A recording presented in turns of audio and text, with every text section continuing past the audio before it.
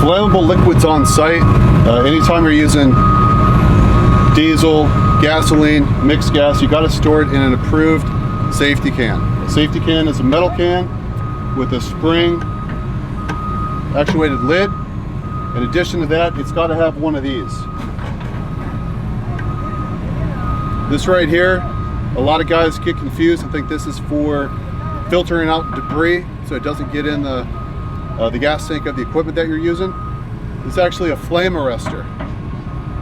These safety cans, if it doesn't have a flame arrestor, isn't safe. So make sure that you're checking inside the cans. If it's not there, let your superintendent know, and we can order these. They're about $6 as opposed to throwing these out that are 60. So make sure they're in there. Sometimes they fall out, but just be aware of that.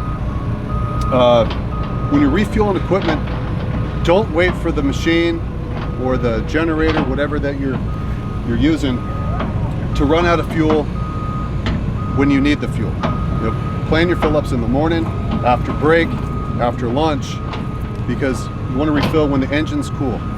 Because if you spill fuel on a hot engine, because you need the generator at that time, the likelihood of the thing going up in flames is way higher.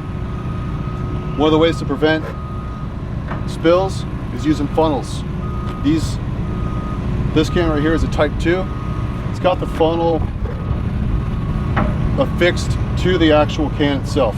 These Type 1s have the yellow funnels. It's never there when you need it. It's in the back of the pickup truck, it's in the job trailer, or it's nowhere in sight.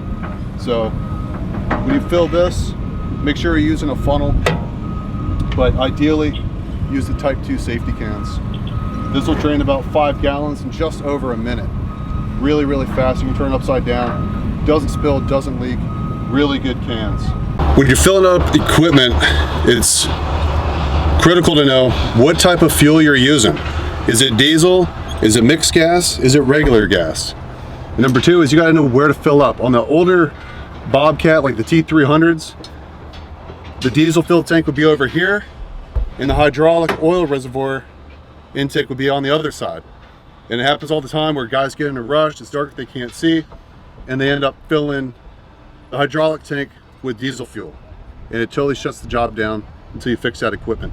So there's going to be stickers, labels, but if the machine is a rental or if it's company owned and the labels aren't there, you don't know, ask the question to the superintendent, look it up.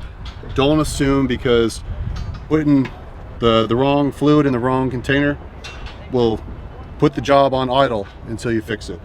So as you can see, this is diesel right here on this Takeuchi. Make sure you don't leave the gas cap on the tracks, because that happens too.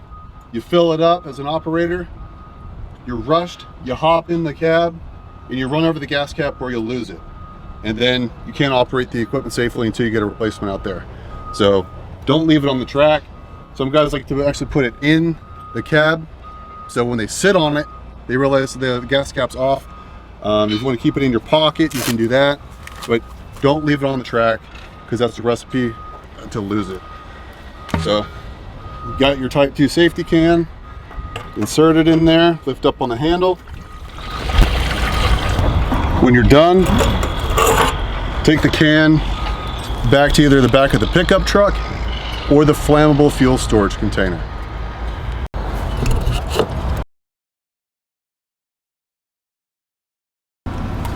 Whenever you're done with your 5-gallon fuel containers or the smaller mixed gas ones, don't leave them on the ground on sites like Disney and Universal.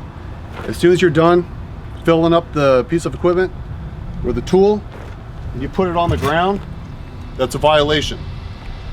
They say that other piece of equipment can run it over, spill hazard if it's not all the way empty. So make sure as soon as you're done, go straight back to the cabinet, put it in, shut the door.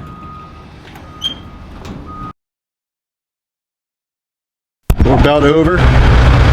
Perfect time to fill up equipment. The engine's had a chance to cool down. This has been running all morning. As you can see from the fuel gauge right here, it's time for a fill up. So again, don't wait for the tools and equipment, machines to run out of gas before you refuel. Plan ahead, top them off after lunch or your breaks